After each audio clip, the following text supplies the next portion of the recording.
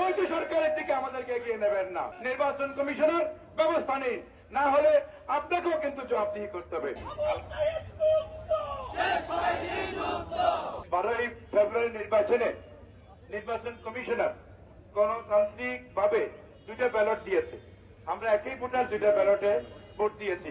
এই 2টা ব্যালটের ভোট বাস্তবায়ন করতে হবে, ফলাফল বাস্তবায়ন করতে হবে নির্বাচন কমিশনকে, না হলে এর জন্য জবাবদিহি করতে হবে। আপনি এত টাকা খরচ করে নির্বাচন করেছেন, মার্কার ভোটের ফলাফল বাস্তবায়ন করলেন, ভোটে বাস্তবায়ন না হলে আপনার কোনো দায়বদ্ধতা নেই।